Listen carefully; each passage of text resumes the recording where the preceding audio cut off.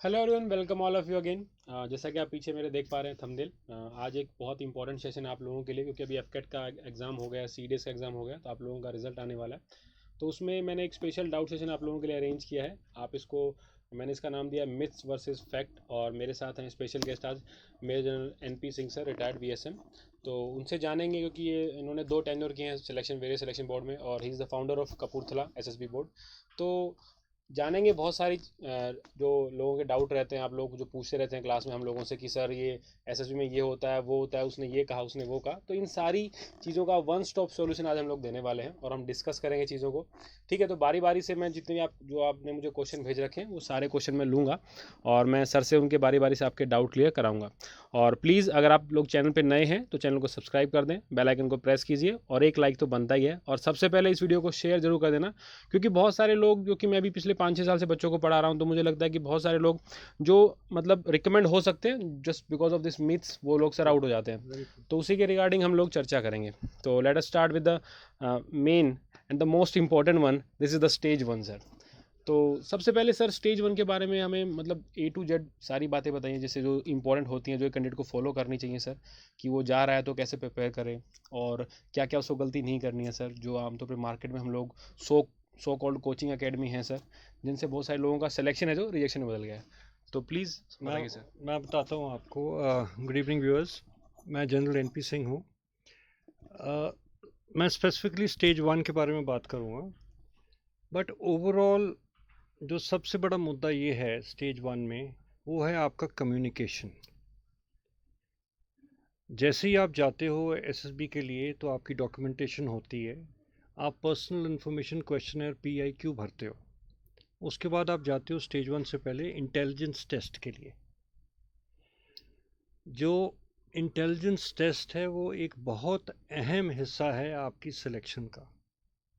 जो reasoning and दूसरे test हैं, इंटेलिजेंस टेस्ट, उसके लिए आपको बेहद तैयारी करनी चाहिए। जितनी तैयारी कर लो उतनी ही कम है।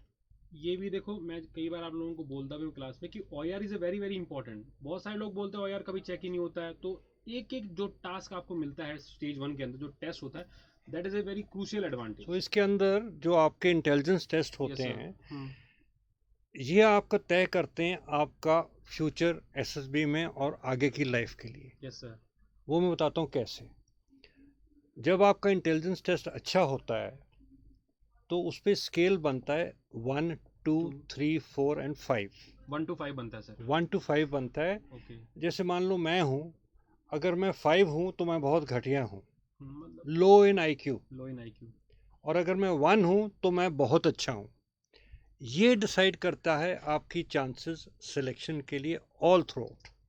ये एक बुनियादी चीज़ है जो आपको बांध के चलनी चाहिए बच्चों को जो एसएसबी के लिए तैयारी कर रहे हैं। मतलब इस बात से एक बात तो क्लियर है सर कि OER का अच्छा खासा वेटेज है इसके अंदर। अच्छा खासा वेटेज नहीं, 100% वेटेज है। 100% वेटेज है। और मैं उसको बताता हूँ आपको, ये बड़ी लंबी कहानी चलती है कि ये OIR, अगर मेरा OIR 4 है तो क्या मैं सिलेक्ट हो जाऊंगा? आपको नहीं पता चलेगा। Yes sir. ठीक है, पर पता चल जाता है जो असेसर हैं, क्योंकि आपके PIQ के पन्ने के ऊपर लिखा होता है OIR 4 या OIR 5। उससे पहली बात क्या होती है कि इम्प्रेशन। Yes sir. ठीक है, कि यार ये बंदा थोड़ा सा डफर है, हैं, ये थोड़ा सा मोटे दिमाग का है, ये OIR 1 है तो ये तो तेज है। ठीक है, और ये तो निकलेगा ही निकलेगा, उसका IQ अच्छा है। That is 1 point. Okay sir. Secondly, जब आप स्टेज 1 में जाते हो, जो स्टेज 1 की बात हो रही है, जब टेस्टिंग की बात हो रही है, उसके बाद आप PPDT करते हो, picture perception and description test. Yes sir. Alright. Yes sir. वो कर दिया, मान लो आपने बहुत अच्छा कर लिया, वेदर गाइडेड और मिसगाइडेड, आपने अच्छा कर दिया। ठीक है, आपने अच्छा कैसे करा? पिक्चर को अच्छी तरह परसीव करा, उसको परखा अच्छी तरह से, उसकी अच्छी स्टोरी बनाई, उससे आपने इंग्लिश में अच्छा तरीके से आपने कम्युनिकेट कर दिया अपने बैच को, जो 15 का बैच बनता है। मैं इसमें एक पॉइंट और ऐड करना चाहूँगा सर। बहुत सारे बच्चे ये बोलते हैं कि जैसे जो मुझे सुनने में आता है नॉर्मली सर, जैसे हम बैच पढ़ाते हैं तो दे टोल्ड कि सर हमें कैसे पता चलेगा कि हमने अच्छी स्टोरी लिखी है, what is a good story and what is a bad story. जबकि असेसर हमको बोलता है जब वो एड्रेस करने आता है कि gentleman it is a test of imagination where nothing is right where nothing is wrong, so do whatever comes into your mind sir. तो how can a candidate perceive that कि उसने सही story लिखी है या फिर खराब story लिखी है? उसकी तो रसीद उसको तब मिलती है जब उसके बैचमेट्स जो 15 होते हैं, मान लो chest number 1 to 15 yes sir, बैठे हुए हैं सेमी सर्कल में, यस और सर, आगे 3 असेसर बैठे हैं, यस सर, तो जब वो 1 मिनट के लिए खड़ा होता है और वो अपनी स्टोरी बताता है, यस सर, ठीक है, अगर वो स्टोरी कन्विंसिंग है उस पिक्चर के मुताबिक, और उसका शुरुआत अच्छा है और अंत अच्छा है, अंत मतलब पॉजिटिव एंड है, आपने पिक्चर देखी, उसमें आपने आइडेंटिफाई कर लिया, उसका मूड भी आइडेंटिफाई कर लिया, मेल फीमेल भी आइडेंटिफाई कर लिया, एज भी आइडेंटिफाई कर ली, उसके बाद कहानी बना दी, कहानी आपने लिख दी 10 सेंटेंस, ठीक है, वो लिखने के बाद आप क्लास में बैठ गए, 15 की क्लास में, 15-18 की क्लास, सेमी सर्कल में होगा आगे आपके 3 असेसर होते हैं, वो 3 असेसर होते हैं psychologist, GTO and interviewing officer. Yes sir, वो तीनों तजुर्बे वाले बंदे होते हैं, और उनके साथ में होती है लिस्ट यस सर, कि candidate number 1 chest number 1 yes sir, Manoj Tiwari yes sir, हैं, कैंडिडेट नंबर 6 दर्शन सिंह, यस सर, ऐसे सब होता है उनके पास पलंदा वहाँ पे कंसोलिडेट फॉर्म में। यस सर, तभी आपने देखा होगा जब आप एसएसबी के लिए जाते हो तो कुछ टाइम लगता है, यस सर, कुछ वक्फा होता है, यस सर, इंटेलिजेंस टेस्ट देने के बाद, जिसमें पीपीटी वो देने के बाद, चेक और करते जब हैं आपको सर, बुलाते हैं वो यस, चेक करते हैं, यस सर, और भी दिल से चेक करते हैं ताकि किसी का नुकसान ना हो। यस सर, ओके, सो जब आपका ये सब कुछ अच्छा हो गया, यस सर, आपने अच्छी स्टोरी बता दी, जैसे आपने कहा कि कैसे पता चलेगा, वो पता चलेगा आपके डिस्कशन के दौरान, यस, जब आप पहले नंबर पे हो या छठे नंबर पे हो और आपने स्टोरी बताई अपनी और दूसरों के साथ कुछ मैच करती है, तो फिर आप अच्छी स्टोरी है। मगर अगर आपने कोई और ही भयानक सी स्टोरी बना दी, ठीक है, और वो बिल्कुल ही आउट ऑफ द कॉन्टेक्स्ट है आउट सर, ऑफ कॉन्टेक्स्ट हो जाए, तो फिर आप मतलब उसमें फंसने वाली बात सबसे मेन चीज़ ये है इसमें कि बहुत सारे लोग पहले ही प्री कंसीव थॉट रखते हैं कि मैं ये फोटो दिखेगी मैं ये चेप दूंगा, क्योंकि जो आमतौर पे जो कोचिंग वाले करते हैं, ऐसे बहुत सारे एग्जांपल सर के सामने भी रहे हैं, मेरे सामने भी रहे हैं, जो लोग बिना कोचिंग के गए हैं, एकदम बिंदास रह के गए हैं, जैसा कि आप सर ने बताया सर, और वो लोग रिकमेंड भी हो गए हैं। तो आप लोग पहले से अपनी सोच ना डेवलप करें, यही सर मेनली कहना चाह रहे हैं। इससे ज्यादा एक और चीज भी है जो मैं आपको बताऊंगा। आपने कहानी सुना दी अपनी, यस सर, सबने सुन ली, यस सर, आपने डिस्कशन भी कर लिया, यस सर, आपका डिस्कशन में भी आपने 1-2 बार बोल दिया, अच्छे पॉइंट बताइए, नहीं कि मुर्गी खाने की तरह लगा दे, लगा दे, वो नहीं, वो कहानी नहीं है। जिस मुद्दे पे मैं आ रहा हूँ कि OIR कहाँ पे आती है प्ले में। OIR जितनी अच्छी माड़ी स्टोरी हो, और अगर आपने कैंडिडेट ने पार्टिसिपेट करा, मैं चेस्ट नंबर 5 हूँ, मैंने पार्टिसिपेट करा डिस्कशन में, और 2-4 पॉइंट मैंने दिए हैं, और आपकी निगाह मिल गई है उन असेसर्स के ऊपर, Yes. असेसर ने आपको देख लिया, रिकॉग्नाइज कर लिया उन्होंने, हाँ? देख लिया, हाँ, आपकी स्टोरी खत्म है, उसके बाद तब शुरू होता है OIR का गेम। वो ये है कि जहाँ पे आपका नाम लिखा होगा दर्शन सिंह या मनोज तिवारी, जो भी लिखा, जो भी उसके नाम आगे OIR लिखा होगा। अभी जो 3 असेसर क्यों बैठे हुए हैं वहाँ पे, वो होती है मिनी कॉन्फ्रेंस उन 15 बच्चों की। यस सर, उसके अंदर वो देखते हैं कि कौन किसने यस बोला है, किसने नो बोला है, किसने डाउटफुल बोला है। ओके, तो वो OIR के मुताबिक आपको रखा जाता है। अगर आप OIR 1 हैं, ठीक है, और आप 3D हैं, तीनों ने डाउटफुल आप क्लियर हैं। यस सर, मगर आप अगर OIR 5 हैं या 4 हैं, और 2 ने N लिख दिया, 1 ने D लिख दिया, तो आप आउट हो गए सर, तो आप आउट हो गए। तो ये OIR आपका जो मैं कहने का मतलब है, आपको मैं अंदर की टेक्निक नहीं बताऊंगा क्योंकि वो अनएथिकल हो जाएगी। यस सर, ठीक है, मैं धोखा दूंगा अपने कोलीग्स को, वो नहीं करूंगा मैं। मगर आपका OIR जो इंटेलिजेंस टेस्ट है, वो सबसे अहम है आपको स्टेज इन में 1 होने के लिए। ठीक है, यस सर। दूसरा इशू है कि 700 बच्चा आया, 400 बच्चा आया। मैं इसमें एक चीज़ और आपका सर ऐड पॉइंट करना चाहता हूँ।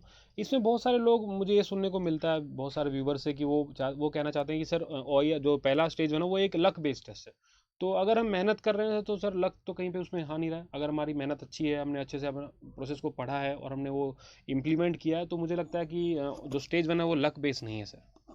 एम आई राइट और wrong sir? No, you are right and you are wrong also. क्योंकि इसमें ऐसे होता है कि मेहनत आप करो, शिद्दत से करो, सब कुछ करो, अगर मेहनत सही तरीके से करी होगी और ऑप्टिमाइज हुई है तो आप होएंगे सिलेक्ट। हाँ, nobody will stop, nobody will stop you. Yes sir. But जिस पॉइंट पे मैं आ रहा हूँ वो ये है कि अगर 400 बच्चा आया है एक दिन में एक बोर्ड के अंदर, वो बोर्ड की काबिलियत नहीं है कि 400 के 400 अच्छे मेहनती लड़कों को हम रख लें। यस सर, इतना अकोमोडेशन नहीं होता है सर अपने पास। नहीं, कई कुछ है। अच्छा, कई कुछ है क्योंकि सब सारे टेस्ट करने हैं 5 दिन के अंदर अंदर। Yes sir.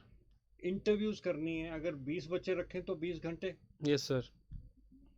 तो ठीक है, so you are not able to give the correct justice to everyone. Yes sir. तो ये तो नहीं है कि भीड़ को हम रख लें और उसके बाद फिर हम सही बच्चे को सिलेक्ट ना करें, क्योंकि इंडियन आर्म्ड फोर्सेस के अंदर ये यही महकमा है जिसके अंदर हम बिल्कुल सही तरीके से सिर्फ क्वालिटी लेते हैं, क्वांटिटी नहीं लेते। Yes sir. इसमें क्वांटिटी का कोई मतलब नहीं है, ना ही किसी के ऊपर वो है। इसमें सिर्फ क्वालिटी है, उच्च क्वालिटी के बच्चे लेने हैं। और ये जो आपकी सिलेक्शन होगी एसएसबी में, ये जाती है दूर तक। Yes sir. आप एनडीए में भी चले जाओ, आईएमए में भी चले जाओ, तो आपका रिकॉर्ड रखा जाएगा। और अगर आपने कोई गलती करी है वहाँ पे एनडीए आईएमए में, तो रेफर बैक होता है एसएसबी में कि भाई साइकोलॉजिस्ट तू बता कि इसके दिमाग के अंदर क्या चल रहा था उस टाइम पे, क्या मैच करता है कि नहीं करता। हाँ यस सर। चलिए सर। सो ऐसे बहुत कुछ हो जाता है। तो ये देखो, सबसे मेन बात जो तुम्हारे मिथ्स से जो स्टेज 1 के रिगार्डिंग थे उसके ऊपर सर ने बताया। आने वाले वीडियोस में हम ये भी सीखेंगे कि कैसे हम एक अच्छी स्टोरी वेव कर सकते हैं, एक अच्छी स्टोरी हम लिख सकते हैं। और सबसे मेन जो सर ने बताया कि बहुत सारे लोग पूछते हैं सर कि जो नरेशन पार्ट है वो कैसा होना चाहिए। मेरे अकॉर्डिंग नरेशन पार्ट बहुत इंपॉर्टेंट रहता है सर, जो कि क्योंकि आपके पास बहुत कम टाइम होता है। अगर उसमें आप फंबल कर रहे हो, अच्छे से नहीं बोल पा रहे हो, तो उसमें एक नेगेटिव इंप्रेशन आप लोगों के लिए जाएगा। तो मेरे according sir narration part is very very important. आप कैसे? नरेशन का ऐसे है जो मैं कहता आया हूँ, अगर आप इंग्लिश में स्ट्रांग नहीं है तो आप हर जगह पे लुढ़केंगे। इंग्लिश होना बहुत जरूरी, क्योंकि साइकोलॉजिस्ट जितने भी हैं they are all English, they are all in English and they are all time bound. Yes sir.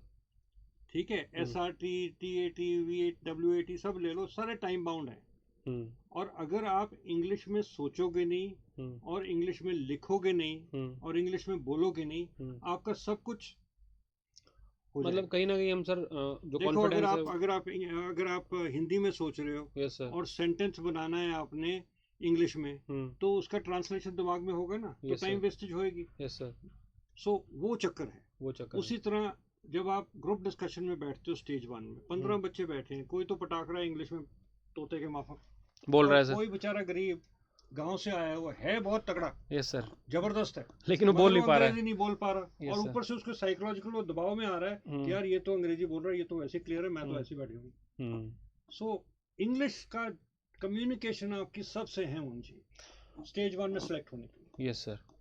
तो ये सबसे मेन चीज़ है कि आप अपनी कम्युनिकेशन स्किल को डेवलप कीजिए। देखो, मैं एक बात बोलता हूँ कि लैंग्वेज है वो हमेशा इन्वायरमेंट से आती है सर। जो गांव वाले हैं वो लोग हिंदी में सीखते हैं, बट एक आपको आजकल डिमांड है इस चीज़ की। ठीक है, इंग्लिश इज़, मैं बोलता हूँ बहुत कंपलसरी तो हम नहीं बोलेंगे, क्योंकि हम लोग भी चिट कर रहे हैं, जो वैसे भी जो डॉक्यूमेंटेशन होती है वो भी आप लोग जानते हैं इंग्लिश में होती है। तो it is very very necessary कि आप लोग इंग्लिश में अपनी स्किल्स को बढ़ाइए, प्रैक्टिस कीजिए। I think mirror practice sir बहुत अच्छी रहती है। मिरर प्रैक्टिस से ज़्यादा अच्छी है न्यूज़पेपर रीडिंग। न्यूज़पेपर रीडिंग को पढ़ो, क्योंकि हर एक न्यूज़पेपर में कंटेंट होता है। उससे क्या होगा, आपका जब एसएसबी का प्रोसीजर चलेगा, न्यूज़पेपर पढ़ोगे तो जनरल अवेयरनेस पड़ेगी। Yes sir. क्योंकि हर एक टॉपिक में, अगर आपको मैं बताऊं 2 मिनट में, अगर आप कोई भी टॉपिक ले लो न्यूज़पेपर का, पेज 1 के ऊपर, यस सर, उसका फॉर्मेट होता है जर्नलिस्ट के अंदर कि पहले वो बताएंगे हुआ क्या, फिर उसकी बताएंगे पीछे उसकी कहानी क्या है। हर एक में देख लो, हर एक न्यूज़पेपर को पकड़ लो, तो उससे क्या आएगा, आपकी अवेयरनेस बढ़ेगी, जनरल अवेयरनेस। फिर आपकी अंग्रेजी बढ़ेगी। क्यों? क्योंकि आप पढ़ रहे हो, तो आपकी इंग्लिश दिमाग में घुस रही है। Yes sir. इंग्लिश की ट्रांसलेशन नहीं, और इंग्लिश में आप इंग्लिश में पढ़ रहे हो तो इंग्लिश में जा रहा है, तो आधा तो वहाँ है ना। उसके बाद आपका पावर ऑफ एक्सप्रेशन, जो एक क्वालिटी हम ढूंढते हैं, 15 क्वालिटीज में पावर ऑफ एक्सप्रेशन है। तो पावर ऑफ एक्सप्रेशन के साथ आपकी कम्युनिकेशन बढ़ेगी, और साथ ही साथ आपकी स्पीड बनेगी लिखने में, यस सर, आंसर देने में, SRT सब कुछ। सो इंग्लिश तो बहुत जरूरी है, और मेरे मानना ये है कि आप अगर इंग्लिश नहीं पढ़ते तो then you are applying for the wrong profession. Yes sir.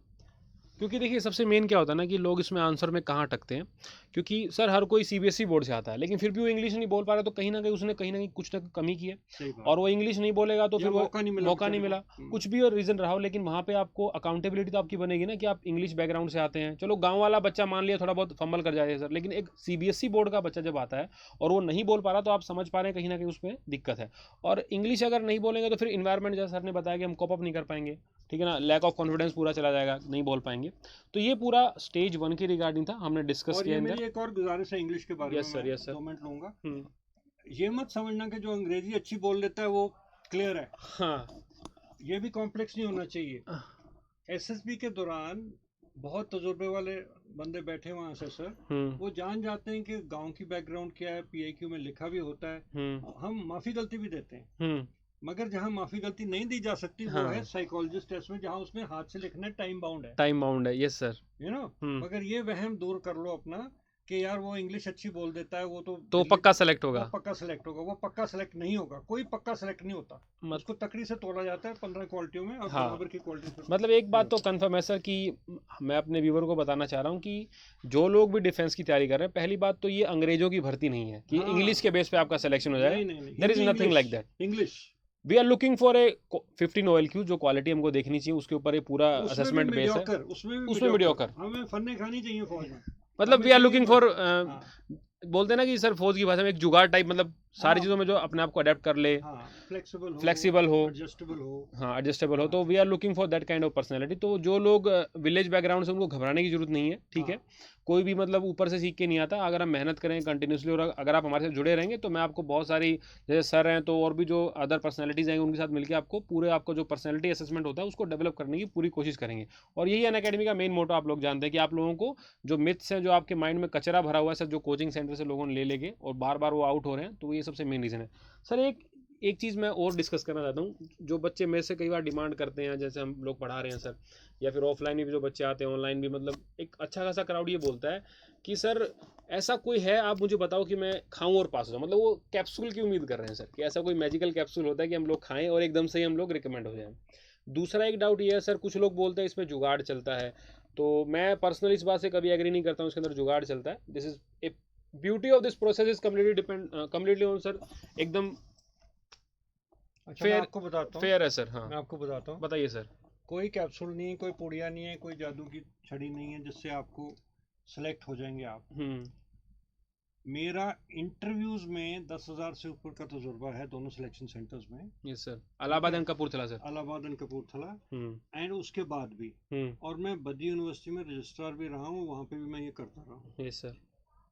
Point ये है कि कोई शख्सियत दूसरी शख्सियत से मेल नहीं खाती। जो 10,000 से ऊपर बच्चे मैंने असेस करे हैं, यस सर, उसके अंदर मैं ये नहीं कह सकता कि वो बंदा था और ये बंदा देखो कितना मिलता जुलता है, नहीं।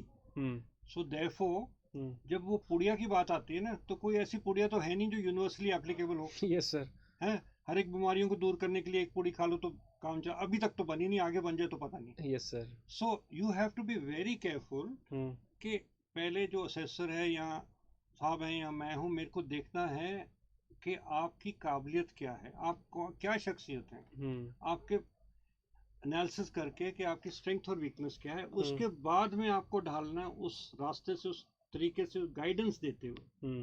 यस सर, यू नो, मतलब एक बात, उसके पूरा डेवलपमेंट हमको पूरा डेवलपमेंट ऑल करना राउंड पड़ेगा हो, सर। फिर हम कह सकते हैं कि ये बच्चा तैयार है एसएसबी। तभी ऑनलाइन कोचिंग बहुत जरूरी है, खास करके अनअकैडमी। एक चीज़ और सर ने देखो अभी क्लियर कर दिया है कि कोई पुड़िया नहीं होता और कोई जुगाड़ नहीं होता, ये कम्प्लीटली प्योरली मतलब फेयर सिस्टम है। बहुत सारे बच्चे बोलते हैं कि सर उसके फादर कर्नल हैं, उसके फादर जनरल हैं, तो ऐसा कुछ होता है, तो इसमें सर कुछ नहीं होता, ऐसा कुछ नहीं है, कुछ नहीं है, ऐसा कुछ नहीं है। मैं आपको ये कह सकता हूँ, कुछ नहीं है, ना कोई दलाली चलती है, साफ सुथरा काम है इंडियन आर्मी की सिलेक्शन के लिए, क्योंकि कॉम्प्रोमाइज क्वालिटी के साथ तो है ही नहीं, ना कोई दलाली है, ना कुछ और बात है, ना कोई सिफारिश है। और मैं आपको बताऊं, अगर 3 असेसर बैठे हैं और एक कोई बच्चा आ जाए कि यार इसके आफ्टर ऑल आप सोसाइटी में रह रहे हो, जान पहचान होती है, यार मेरा बेटा जा रहा है एसएसबी में, उसके साथ देख लेना। यस सर, वो देख लेना ना, देख लेने में उसका ज्यादा नुकसान होता है। यस सर, क्यों? क्योंकि अगर मेरे का पास सिफारिश आती मैं तो लगा दूंगा दिल जान से, मगर कहीं उन साथ वालों को भनक लग गई ना कि ये कोई लिंक है इनका, बैकडोर तो एंट्री वो सर। और डुबाते हैं, हाँ और डुबाते हैं, मतलब कि और क्रिटिकल हो जाते हैं। ये नहीं कि यस। उसका नुकसान करते हैं, पर और क्रिटिकल हो जाते हैं और रिजिडिटी आ जाती है। तो इसलिए बेटर है ना कुछ सिफारिश ना कुछ, बिंदास होके। और मैं जाइए। एक बात बोलना चाह रहा हूँ, बहुत सारे बच्चे ये भी बोलते हैं कि लगभग जो लोग सेलेक्ट होते हैं उनका एक डिफेंस बैकग्राउंड होता है। देखो उसके अंदर बहुत सारे मल्टीपल रीजन हो सकते हैं। अब सर ने 10,000 प्लस इंटरव्यू कर रखे हैं, तो उसमें बहुत सारे बच्चे ऑफिसर बैकग्राउंड के भी आए होंगे सर, जो रिजेक्ट होकर गए होंगे सर। अच्छा कुछ उनमें से ऐसे भी आए होंगे जो सेलेक्ट होकर गए होंगे सर। बहुत सारे जेसीओज के बच्चे आते हैं सर। तो मेरे अकॉर्डिंग सर जो बच्चे ऐसा बोलते हैं व्यूवर्स की डिफेंस बैकग्राउंड होना बहुत ज़रूरी है, उसका एक रीज़न है क्योंकि we are looking for sense of responsibility sir. और फौज के अंदर बच्चा बहुत कुछ सीखता है, चाहे वो अफसर का बच्चा हो चाहे वो जेसीओ का बच्चा हो सर। तो आई थिंक देखो मैं आपको डिपेंड अपॉन द बिल्कुल क्वालिटी क्लियरली सर। बताता हूँ। जो डिफेंस बैकग्राउंड का बच्चा है ना, इसके ऊपर मैंने एक थीसिस लिखी है, यस सर। कंपैरिजन। जो डिफेंस बैकग्राउंड का बच्चा है वो ऐसा है कि उसने डिफेंस की दुनिया देखी है, वो दायरा देखा है, देखते देखते बड़ा हुआ है। जो सिविल का बच्चा है वो एक इनोसेंट बच्चा है, ठीक है, उसको उसने एक्सपीरियंस नहीं नहीं है सर। देखा। हाँ सो उस हिसाब से अगर आप कहो तो चांसेस उसके होने चाहिए ज़्यादा, मगर नहीं होते। वो नहीं होते डिफेंस वाले के, क्यों मैं बताऊँ आपको। क्योंकि एक तो सिफारिश नहीं चलती, यस सर। ठीक है, कि मैं जनरल हूँ तो मैं जनरल, मेरा बेटा या बेटी जाएगी तो मैं सिफारिश लगा, नहीं होएगा, कभी नहीं होता। Yes sir. ओके। उसी तरह कर्नल ब्रिगेडियर जो भी हैं। अब रही बात जो इन्होंने बताई है जेसीओआर का बच्चा और ऑफिसर का बच्चा, यस सर। ये बड़ा कंट्रोवर्शियल टॉपिक है, मैं नहीं इसको छूऊंगा, मगर मोटे तौर पे ये है, आप सबको पता चल जाएगा कि जिस बच्चे में स्पार्क है, शोला है उभरने का, और जिस बच्चे के अंदर मन में, उसके जहन में है कि मैंने ऑफिसर बनना है, ठीक है, और मैंने अपने पिताजी से ज़्यादा अच्छा करना है, यस सर। ठीक है, तो उसका शोला और भड़केगा, यस सर। और उज्जवल होगा, और वो और मेहनत करेगा, तो उसके चांसेस बढ़ जाएंगे सर, उसके चांसेस अपने आप बढ़ ऑब्वियसली जाएंगे, बढ़ जाएंगे सर। ठीक है ना। सो जो बात उन्होंने करी जेसीओआर के बच्चों की, पीबीओआर की, personal below officer rank, yes sir. वो बच्चे जो होते हैं वो देखते हैं अपने पिताजी को मेहनत करते हुए, शिद्दत से मेहनत करते हुए, तो उनके अंदर होता है, और माँ भी कहती है देख अपने बाप से अच्छा करना हाँ ये भी होता है सर। ठीक है ना। हाँ और बाप भी कहता है कि बेटा जो मैंने करा हम मेरे तू से मत ऊपर कर, जाना मेरे है। से ऊपर जाना है, तो वो ऊपर कैसे जाएगा, अफसर बन के जाएगा। हाँ तो अफसर बनने के लिए उसका शोला और तेज होगा, जैसे तो वो बचपन से जैसे इंडोक्ट्रिनेशन है। नॉर्मल एक सोसाइटी में इट्स होता है normal sir, in any society. मान लो डॉक्टर का लड़का डॉक्टर हाँ बनता है सर, हाँ, वकील बिल्कुल का लड़का वकील वकील बनेगा। बनता है, तो इसमें ऐसा कोई ये उसमें मतलब वो उन लोगों कुछ को नहीं है। डिप्रेस होने की भी रिक्वायरमेंट नहीं है जो लोग बोलते हैं कि मेरा डिफेंस बैकग्राउंड नहीं है। ऐसा बहुत सारे लोग हैं जिनका डिफेंस बैकग्राउंड नहीं हो फिर भी वो अफसर बने और बहुत अच्छी रैंक तक वो गए भी हैं सर। बिल्कुल सही बात। तो ये बात भी तुम्हारा मिथ्स भी क्लियर होगा कि सिर्फ अफसर जो डिफेंस बैकग्राउंड हो वही लोग जाएंगे, ऐसा कुछ भी नहीं है दोस्तों। सिर्फ मेहनत करेंगे तो आपको जरूर पेबैक होगा, चाहे आपका बैकग्राउंड कुछ भी हो। कई बार ऐसे ऐसे केसेस भी आते हैं जो लोग बिल्कुल ही सर फार्मर बैकग्राउंड से हैं बिल्कुल ही। जैसे मेरे पास एक लड़का सिद्धार्थ था सर, उसके मतलब गांव में भी कोई अफसर नहीं था, बट उसने मेहनत की सर, दिन रात मेहनत किया। इंग्लिश इतना अच्छा नहीं था लेकिन फिर भी उसने वर्कआउट किया उसके ऊपर, and finally got recommend from Allahabad sir, and right now is in NDA. तो और ये एसएसएस की ना, एसएसएस की मैच्योरिटी का लेवल भी होता है, वो देखते हैं। जब वैसे मैंने पहले बताया कि पर्सनल इंफॉर्मेशन क्वेश्चनर में लिखा होता है फैमिली बैकग्राउंड, तो देख लेते हैं, उससे एक इमेज पता चल जाती है सर, इमेज रिफ्लेक्शन आ जाती है कि देखो, फॉर एग्जांपल मैंने जब इंटरव्यू करा एक, तो एक बच्चा आया मेरे पास धारवी के स्लम्स का। आप सब एग्जांपल को ध्यान से सुनिए कि स्लम एरिया से एक लड़का आया और स्लम एरिया से कसम से एक लड़का आया जिसका बाप नहीं था, माँ थी, माँ भी बर्तन मांज मांज के उसने उसको बड़ा कराया, ठीक है। वो आया, जब वो आया हमारे पास, साइकोलॉजिस्ट ने भी देखा कि ये तो मेहनती है, क्योंकि कागजों में उसकी मेहनत दिखाई देती है। Yes sir. जो उसकी पर्सनैलिटी है, जब वो लिखता है तो वो मेहनत दिखाई देती है, बशर्ते वो एक्सप्रेस कर सके और टाइम से लिख सके इंग्लिश। तो वो उस काबिलियत उसके पास थी। मुंबई का था, धारवी का, स्लम का, बट एनीवे साइकोलॉजिस्ट जीटीओ, वो लड़का दमदार था, ठीक है, मेहनत कर करके वो बड़ा हुआ है, और वो जीटीओ में भी क्लियर। Yes sir. जब आई इंटरव्यू की बात, इंटरव्यू वाला तभी तो कर्नल ब्रिगेडियर रखा जाता है वहाँ पे, क्योंकि वो दूसरे एसएसएस से बहुत सीनियर होता है। Yes sir. और वो एक बाप के तौर पे होता है। Yes sir. वो देखता है कि किस बैकग्राउंड से आया और उसको कितनी माफी गलती देनी, कितना क्या करना। उसमें अलाउंसेस नहीं होते, उसमें ये होता है कि देखो एक तो वो हो गया शहर का पला पोसा आराम की जिंदगी काटता हुआ एसएसबी के लिए आ गया और अंग्रेजी बोल रहा है वहाँ पे।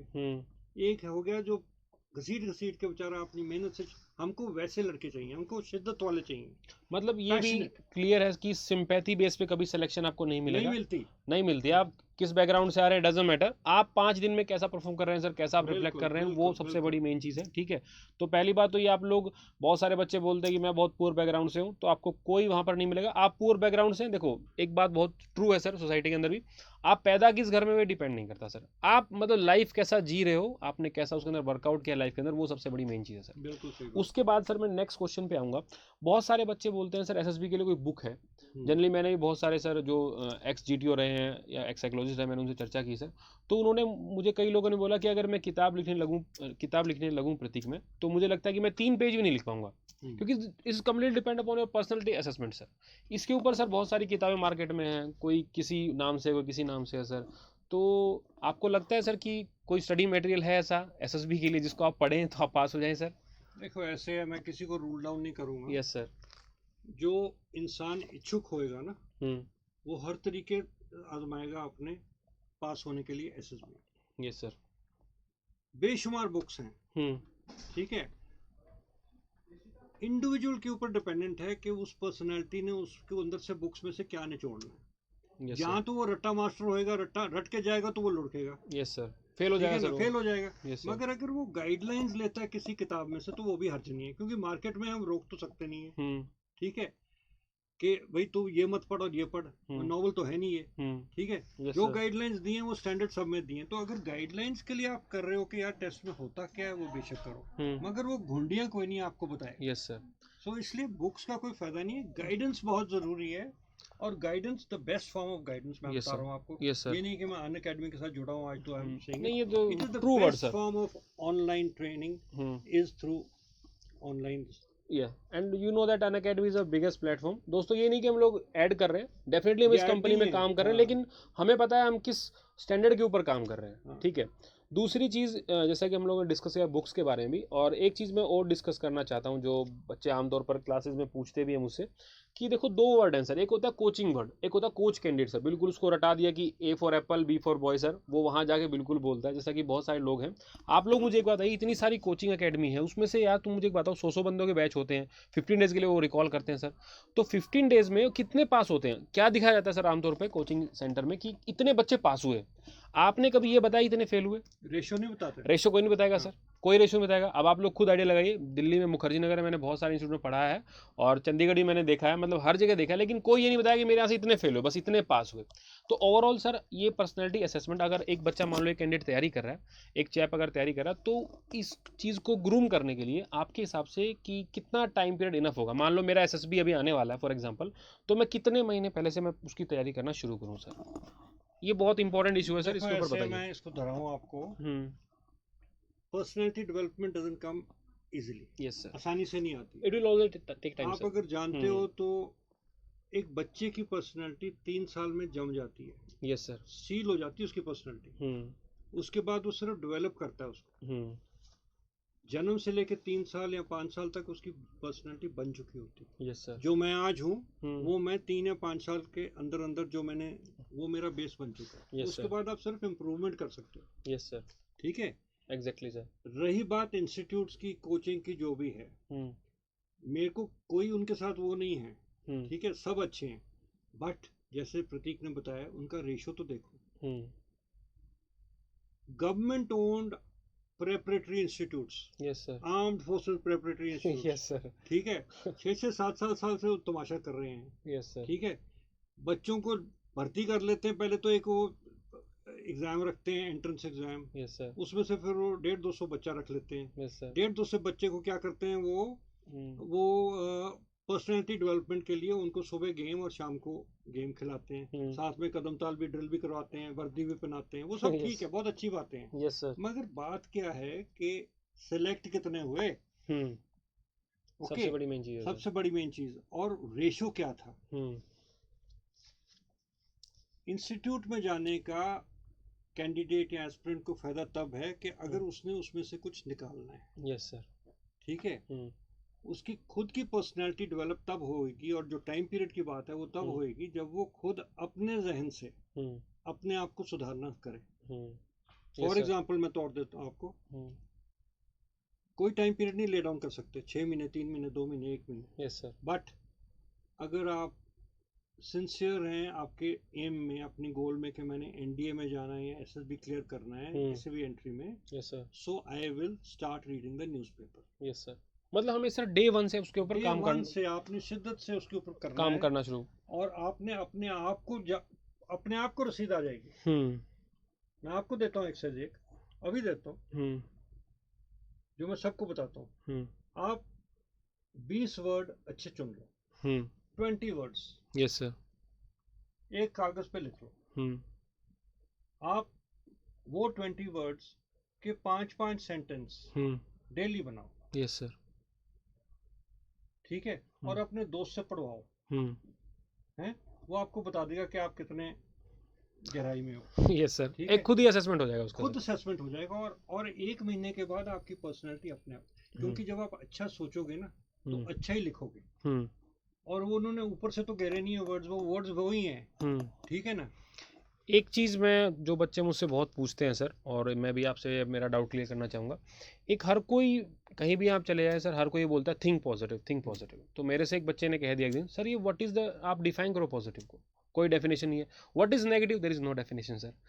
तो ये चीज़ मुझे लगता है कि इसका मतलब ये है कि what they are looking for, मतलब पहला क्वेश्चन तो आता है सर, वो आपके अंदर क्या देखना चाहते हैं। वो देखना ये चाहते हैं कि आपकी पर्सनैलिटी क्या चीज़ है। Yes sir. ठीक है, क्योंकि पर्सनैलिटी क्या चीज़ है, वो है आपकी collection of emotions, attitudes and behaviour. Yes sir, ये सबसे मेन चीज़ है। Yes sir. इमोशंस आपके अंदर के भाव, आपका एटीट्यूड क्या है। Yes sir. ठीक है, और आपका बिहेवियर क्या है, आपका सलूक क्या है लोगों के साथ, ये आपकी पर्सनैलिटी को कहता है। ठीक है, अगर तो ये आपकी पर्सनैलिटी बनती है ठीक, तो आप हैं पॉजिटिव, अच्छा सोचते हैं, भला करते हैं, एक दूसरे की यारी दोस्ती रखते हैं, मेल मिलाप रखते हैं, कोई गंदे भाव नहीं है। और अगर कोई दोस्त आपके बीच में से भटक भी रहा है तो उसको सही रास्ते पे ला रहे हो, ये सब चीजें आपके लिए एक अच्छे इंसान कहलाती है। ये तो ओवरऑल फिर ये पॉजिटिव बनता है सर। ये ओवरऑल पॉजिटिव बनता है। अगर कोई सारा रोता ही रहता है, सॉरी, कोई रोता ही रहता है, चू चू करता रहता है, मारा गया, लुटा गया,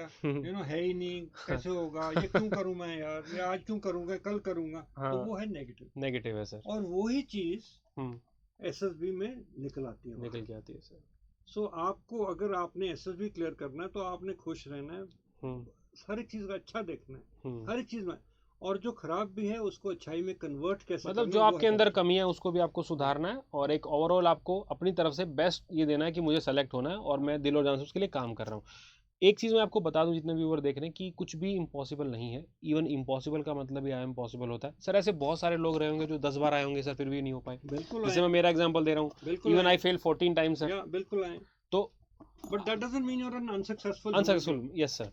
पॉइंट ये है कि हमको हमारी ट्रेनिंग के दौरान जो एसएसबी की ट्रेनिंग दिलाई जाती है एसएसएस को, उसमें बताया जाता है कि each case is firstly different and secondly every time is the first time.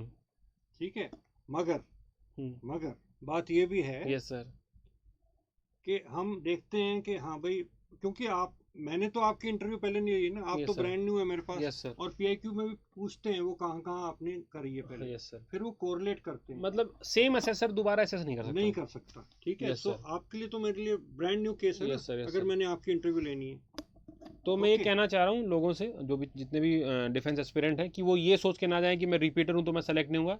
मगर एक बात है इसमें, सॉरी मैं बात काट रहा हूँ। Yes sir please. एक बात जरूर है कि first chance is your best chance. Yes sir. वो कहते हैं, ये मिथ है। ठीक है। Yes sir. मगर ऐसे भी होता है कि फर्स्ट चांस में आप अनजान इंसान हो, जंगल में भटक रहे हो, ठीक है, और 5 दिन के बाद आपको जानकारी क्या होती है कि यार ये होता है इसके अंदर। Yes sir. तो दूसरी बार जाते हो तो फिर आप शॉर्ट सक्सेस होते हो। Yes sir. थोड़ी सी गाइडेंस लेने के बाद। Yes sir. ऑफलाइन या ऑनलाइन ले गाइडेंस, फिर आप जाओ तो आप सिलेक्ट होते हो। एक साइकोलॉजिकल चीज और भी है जो एसएसबी में होता है। Yes sir. वो ये है, and I can say it with authority, कि जब हम देखते हैं पीआईक्यू फॉर्म और उसके ऊपर देखते हैं 5th अटेम्प्ट, यस सर। जब वो 5th अटेम्प्ट पढ़ता है बंदा, जो असेसर होता है, फिर वो पन्ना पलट के PIQ के अंदर देखता है कि कहाँ कहाँ ये गया, यस सर, कौन सी एंट्री के लिए गया, ठीक है। एक एंट्री में 5 बार थोड़ा सा जुल्म है, यस सर, ठीक है, मगर आप पहले NDA में गए, एक बार NDA में दे दिया, ठीक है, फिर CDS कर दिया, उसके बाद फिर OTA चला गया, फिर कोई और एंट्री ट्राई करी, हजारों एंट्री हैं यार। सो उसमें वो कोई प्रॉब्लम नहीं है, but procedure is the same. So थोड़ा सा साइकोलॉजिकल असर पड़ता है असेसर्स के ऊपर, जब देखते हैं कि 5वां अटेम्प्ट है और ये बच्चा अभी भी क्लियर नहीं हुआ, पर फिर भी उसको फेयर चांस दिया जाता है, फेयर चांस दिया जाता है। मतलब सबके पास इक्वल अपॉर्चुनिटी होगी after if you qualify the phase 1, then all are considered equal sir, equal as fresher हो चाहे रिपीटर हो, सबके पास क्या है, इक्वल अपॉर्चुनिटी। और फ्रेशर और रिपीटर की कहानी एक और मिथ में बोल देता हूँ यहाँ पे। Yes sir. स्टेज 1 में भी और उसके बाद भी। Yes sir. इनकी बैचिंग क्यों होती है इकट्ठी? हाँ, ये बहुत सारे लोग पूछते हैं कि फ्रेशर को अलग बिठाते हैं सर, अलग बिठाते हैं, और रिपीटर्स को क्यों अलग बिठाते हैं? यस सर, बिठाते हैं जो फ्रेशर्स होते हैं उनका डिस्कशन का लेवल कुछ और होता है, और जो रिपीटर्स होते हैं ना, वो कई बार तोते के माफक बोलते हैं और दूसरों को बोलने नहीं देते। सो अगर हम मिक्स कर देते हैं फ्रेशर और रिपीटर को, तो जो फ्रेशर है वो तो दब जाएगा, वो आगे दबा हुआ इंसान है, डरा हुआ इंसान है, पहली बार आ रहा है, ठीक है, और उसके अंदर और तो हमने और डाल दिया, उसके अंदर 4-5 धुरंधर जो 5-6-10 बार होके आए हैं, तो वो तो उसको बोलने नहीं देंगे। Yes sir. तो बेचारे का मौका, उसकी ट्रू जजमेंट नहीं होगी, इसलिए उसको सेपरेट करते हैं। रही बात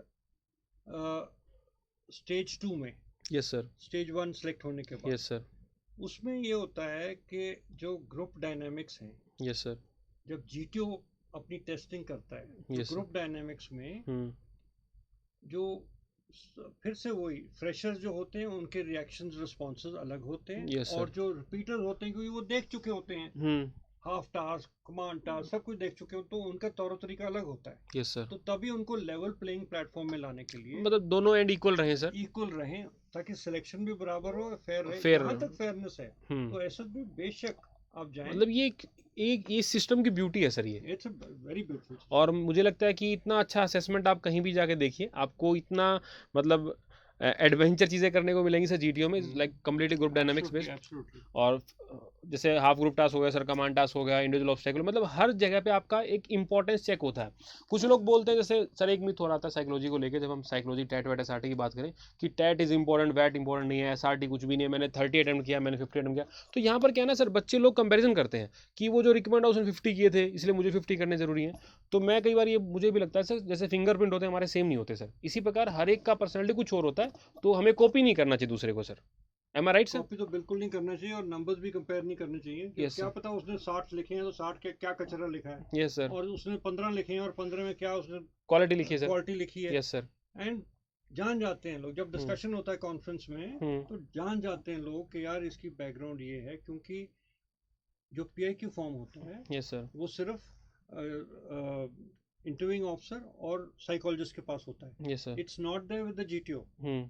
यस सर। मगर जब तीनों बैठते हैं, जब तीनों कोने इकट्ठे बैठते हैं और क्वालिटीज डिस्कस करते हैं, फिर उनको समझ आती है कि यार हाँ, ये क्योंकि इसकी बैकग्राउंड ऐसे है, ये ऐसे है। Yes sir. यू नो, कई लड़के ऐसे होते हैं, बच्चे ऐसे होते हैं, उनके घर में हादसा हुआ है, और 5 दिन बाद, 2 दिन बाद उनको SSB के लिए आना है। गरीब घर से हैं, वो चांस भी मिस नहीं करना चाहते, पैशनेट भी हैं। मगर क्या होता है, जब वो SSB के लिए आते हैं तो वो उनका चेहरा उखड़ा हुआ, यस सर, ठीक है, मुरझाया हुआ, डिमोरलाइज होते हैं सर, डिमोरलाइज, डिप्रेस्ड, और फिर उसके ऊपर जब उनको लिखना पड़ता है साइकोलॉजी में, तो वो डिप्रेशन में लिखते हैं। यस सर, यू नो, सो वो बेचारे वहां फंसते हैं। मगर अगर जायज इंटरव्यूइंग ऑफिसर होएगा, वो परख जाएगा, और वो कॉन्फ्रेंस के दौरान वो इशू को हाईलाइट करेगा कि साइकोलॉजिस्ट तू ये कह रहा है, तू ठीक कह रहा है, मगर यहाँ पे गलती है, क्योंकि इसकी वजह क्या है, वो वजह ये मेन रीजन उसके पीछे है सर, मेन रीजन उसके पीछे 2 दिन पहले उसकी माता गुजरी या पिता गुजरा है, तो इसलिए वो बच्चा डिप्रेस्ड है। Yes sir, he will overcome it. Yes sir. तो GTO कहेगा yes sir, he is strong, morally strong, courageous boy, he will overcome it, तो फिर वो सिलेक्ट हो जाता है। अच्छा, इसमें एक चीज़ और है सर, मतलब कि SSB में जितने भी टास्क हो, चाहे साइक हो, चाहे टैट वैट SRT हो, चाहे GTO में सर पूरी सीरीज हो, मतलब कुछ लोग बोलते हैं कि इस टास्क का इंपॉर्टेंस नहीं है। तो मेरे अकॉर्डिंग तो हर टास्क का एक अपना इंपॉर्टेंस होता है सर, और अगर वो टास्क सिलेक्शन सिस्टम में रखा गया तो बहुत सोच समझ के रखा होगा, इसलिए हर टास्क को आपको इक्वली इंपॉर्टेंस देना है कि नहीं, टेट टेट बहुत अच्छा है तो वेट नहीं लिखूंगा मैं, एसआरटी नहीं लिखूंगा, या फिर जीटीओ के और पार्ट नहीं करूंगा सर? नहीं, ऐसे नहीं, क्योंकि अगर आप कुछ ब्लैंक छोड़ते हो या जबरदस्ती ब्लैंक छोड़ते हो, जब लिख भी सकते हो तो नहीं लिखते, वो सब परख में आ जाता है। आप, मैं बताऊं, आपने कपड़े पहने, आपको बिल्कुल क्लियर कर देंगे वहाँ पे। Yes sir. आपकी पर्सनैलिटी, क्योंकि ये पर्सनैलिटी है। और एक चीज़ और मैं बताऊँ आपको, ये तो मैं सबको हिदायत देता हूँ, मैं बेशक जाओ मत आप आगे, मगर एसएसबी का एक 5 दिन का एक्सपीरियंस लेना चाहिए। एक्सपीरियंस लेना चाहिए, क्योंकि वो बंदा जो पहले आता है, जब हम उसको स्टेज 1 में देखते हैं, चेहरे तो याद रह जाते हैं। Yes sir. ठीक है, नाम बेशक ना याद हो, तो उसको स्टेज 1 में देखते हैं और वो क्लियर होता है। Yes sir. जब वो कॉन्फ्रेंस में आता है, बेशक वो रेकमेंड हो ना हो, यस सर, मगर उसका कॉन्फिडेंस लेवल एक अलग ही होता है सर, एक अलग होता है, और उसके अंदर की जानकारी उसको खुद को मिल जाती है, रसीद वहीं की वहीं। मतलब सर एसएसबी एक 5 डे में एक तरीके से बोल सकते हैं इंट्रोस्पेक्शन होता है। इंट्रोस्पेक्शन, एब्सोल्युटली, है ना सर? तो हर एक कैंडिडेट जो भी जा रहा है एसएसबी में, तो सबसे मेन तो यही कहना चाहूँगा मैं भी आप लोगों को कि आप अपने आप को पास करा सकते हैं सर। आपको पता है कि मेरे अंदर क्या कमियां हैं, क्या कमी रही हैं, क्योंकि हो सकता है चलो एक बार में आपको ना समझ में, तो आप उस टाइम गए उसको पूरा एनालाइज करो, कहाँ कमी रह गई, मुझे कहाँ कहाँ इंप्रूवमेंट करना है। तो अगर आप उस वीकनेस को ओवरकम कर लोगे तो you will definitely get recommendation. Sir एक बात और है बहुत इंपॉर्टेंट है सर, जो इंटरव्यू के रिगार्डिंग है, बहुत सारे इसमें भी बहुत सारे मिथ्स हैं सर इंटरव्यू के रिगार्डिंग भी। तो कुछ लोग जैसे वर्किंग होते हैं, कुछ लोग सर वर्किंग नहीं कर पाते, मतलब जॉब नहीं कर रहे हैं, फिर मतलब लगातार तैयारी कर रहे हैं, मतलब अपनी जो कोई बीटेक फील्ड से है तो कोई उससे है। तो मेरे हिसाब से सभी जो इंटरव्यू होता है वो सारी एंट्रीज के लिए सेम ही होता होगा sir, parameter remain same, exactly the same, कोई difference? Only the maturity level is same. Yes sir. इसके अंदर देखा जाता है, और उसको क्रॉस क्वेश्चनिंग और सिंथेटिक सिचुएशंस देके इंडिविजुअल की पर्सनालिटी की जो 15 क्वालिटीज है ना, यस सर, वो सारी निकाली जाती हैं। Yes sir. और जो एक सही इंटरव्यूइंग ऑफिसर होगा, वो उसको छोड़ेगा नहीं जब तक उसकी सारी इंटरव्यूज वो ऑफिसर लाइक क्वालिटीज में उसकी संतुष्टि ना हो जाए। यस सर, मतलब कम्प्लीटली जो आपको 40 to 45 मिनट, 30 to 40, जब तक मतलब आईओ को नहीं लगता है कि वो उसने पूरा चेकअप कर लिया, तब तक वो कंटिन्यू रखता है। वो कंटिन्यू रखता है, और वो आपको ग्रिल कर ही जाएगा, क्योंकि कोई गैप्स इंटरव्यू में रह ही नहीं सकते। वो इंटरव्यू प्रोसीजर एक ऐसा प्रोसीजर है जो एक तरह का ब्रिज है between the psychologist and the GTO. Yes sir. ठीक है, क्योंकि जो साइकोलॉजिस्ट है वो तो लिखित में देख रहा है कैंडिडेट को। Yes sir. वो शक्ल से नहीं देख यस सर। जीटीओ उसको ग्राउंड में देख रहा है। हाँ, वो 1-to-1 इंटरेक्शन बहुत कम होता है। हाँ, और जो इंटरव्यूइंग ऑफिसर है वो सब कुछ देख रहा है कि उसने यहाँ ये करा, यहाँ ये करा, उसने जिंदगी का पैटर्न ऐसा है, और अगर वो गैप आया है स्टडीज में तो क्यों आया है। मतलब हर चीज़ के लिए देखो सबसे मेन तो एक रीज़न होना चाहिए। अगर मान लो सर मैंने ऐसे कई जैसे सैनिक स्कूल के बच्चों से मैंने बहुत बार इंटरेक्ट किया सर, बहुत सारे बच्चे पास भी हुए, तो सर उनका मार्क्स इतना अच्छा नहीं होता, but they are personality wise they are very good sir, as compare to civilian school में जो बच्चे होते हैं। सैनिक स्कूल वालों जैसे एनसीसी होता है सर, तो एक उनका पर्सनैलिटी का जो ओरा होता है वो डेवलप हो जाता है सर, इसीलिए वो लोग मेरे हिसाब से सैनिक स्कूल वाले ज़्यादा उसमें रिकमेंड होते हैं sir. I think this is the only reason. अच्छा, एक रीज़न और लास्ट में पूछूंगा सर से, कॉन्फ्रेंस के बारे में चर्चा करेंगे। इसको लेकर भी बहुत सारे मिथ्स होते हैं सर। कोई बोलता है मेरी 10 मिनट चली, 15 मिनट चली कॉन्फ्रेंस में, ये था वो था। तो इसके बारे में थोड़ा बहुत सर से ओवरऑल व्यू लेते हैं कि कॉन्फ्रेंस के बारे में सर पूरा बताइए ज़रा एक बार। देखो, कॉन्फ्रेंस का ऐसे, जैसे मैंने पहले बताया, 3 असेसर होते हैं एक इंडिविजुअल के पीछे। अगर मैं चेस्ट नंबर 25 हूँ, तो मैं चेस्ट नंबर 25 के लिए मेरे को एक असेसर जो साइकोलॉजिस्ट होगा, एक जीटीओ होगा, और एक इंटरव्यूइंग ऑफिसर। Yes sir. एक बोर्ड के अंदर 3 सेट बनते हैं, 3 जीटीओ, 3 साइकोलॉजिस्ट और 2 आईओ। Yes sir. ठीक है, राइट सर। ये ग्रुपिंग होती है, और वो ग्रुपिंग किसी सीक्वेंस या रैंडमली, जैसे भी प्रेसिडेंट साहब चाहें, वो ग्रुपिंग बनती है कि चेस्ट नंबर 1 to 5, फिर गैप, फिर तो ऐसे, ताकि वो मतलब डोजियर भी सर रैंडमली होता है, किसको किसको वो दिया जाता है, उसका प्रोसीजर है जो मैं बताऊंगा नहीं। Yes sir. ठीक है, नहीं, यस सर। बट बात ये है कॉन्फ्रेंस की। अभी कॉन्फ्रेंस से पहले जब मैं चेस्ट नंबर 25 हूँ, मैं बाहर खड़ा हूँ, अंदर क्या हो रहा है कॉन्फ्रेंस रूम के, वो ये हो रहा है कि चेस्ट नंबर 25 के ऊपर चर्चा हो रही है। Yes sir. उसके मार्क्स दिखाए जाते हैं ऊपर बोर्ड के ऊपर, जैसे स्क्रीन हमारे पीछे है, ऐसे बोर्ड पर दिखाए जाते हैं, और सब बैठे हैं। जब वो मार्क्स आते हैं तो एक लेवल है 240 का मार्क्स का। वो कैसे होता है वो नहीं बताऊंगा आपको। Yes sir. ओके, अगर वो 240 क्रॉस करता है, sum total of all 3 assessors, yes sir, ठीक है, फिर वो कैंडिडेट चेस्ट नंबर 25 डिस्कशन में आता है। Yes sir. ठीक है। डिस्कशन में क्या होता है, डिस्कशन में होता है जीटीओ अपनी क्वालिटीज बताता है कि उसमें ये उभर के आया, इसमें ये उभर के आया, थोड़ा सा हिचकिचाता है, उसमें करेज कम है, therefore not recommended. Yes sir. Psychologist बोलता है कि ऐसे ऐसे ये है, इसने इतनी एसआरटी करी, इतना ये करा, इतना ये करा, और उसका ढांचा ऐसे बन रहा है कागजों में। Yes sir. ठीक है। वो सप्लीमेंट करेगा जो जीटीओ बोलता है, या उससे अग्री करेगा या डिसएग्री करेगा या काउंटर करेगा। अगर काउंटर करेगा तो जस्टिफिकेशन अपनी वो देगा। Yes sir. जो इंटरव्यूइंग ऑफिसर है वो दोनों सुन रहा है, वो अपने मार्क्स देता है। यस सर, मतलब तीनों असेसर में डिस्कशन हो रहा है। टिक पैटर्न बताते हैं, वो टिक पैटर्न बताता है, उसके मुताबिक उसकी अपनी जो जज की हुई क्वालिटीज वो बाहर आती हैं। Yes sir. फिर वो आपस में तीनों they can agree to disagree. Yes sir. ठीक है। इवन कैंडिडेट गॉट रिकमेंडेड और नॉट सर। हाँ नहीं, जो तीनों हैं अपने अपने हाँ, तीनों में आपने वो रखेंगे, अपने यूज पे अटल रहते हैं। Yes sir. They do not budge. Yes sir. ठीक है। बट ये है कि जो ज्यादा जस्टिफाई कर दे उसके मुताबिक वो रिकमेंड होता है। Yes sir. ये नहीं प्रेशर होता कि मैं प्रेसिडेंट हूँ और वो जीटीओ साहब मेजर साहब हैं और वो साइकोलॉजिस्ट सिविलियन है तो मैं उसको दबा लूंगा। Yes sir. ऐसे नहीं होता, ऐसे नहीं होता। ऐसे नहीं होता। वो हर एक को अपनी अपनी जगह दी जाती है, टेस्टिंग की रिस्पेक्ट करती है, और वो टेक्निक को हमको रिस्पेक्ट करना पड़ता है। Yes sir. कि भाई वो साइकोलॉजिस्ट ऐसे कह रहा है इसलिए, क्योंकि लास्ट तक जैसे मैंने बोला वो चलती है। और जो एसएसबी की सिलेक्शन है वो चेक की जाती है आपकी जब भी आप फौज में कोई गलती करते हो। Yes sir. और एक और चीज, असेसर्स जो वहाँ होते हैं, यस सर, वो सिलेक्ट कैसे होते हैं एज असेसर्स? Yes sir. उनको डीआईपीआर कौन बुलाते हैं? जब उनकी एसएसबी की मेरिट बहुत हाई होती है। Yes sir. Okay okay sir. हाँ, so their own performance in the SSB is also same. तो मतलब कितना फेयर सिस्टम है।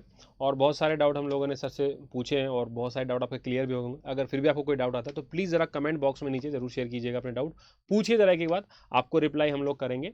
और आप लोग आप जाएंगे नीचे कमेंट सेक्शन में तो आपको लिंक भी मिलेगा, तो वहाँ भी आप हमको फॉलो कर सकते हैं। ठीक है।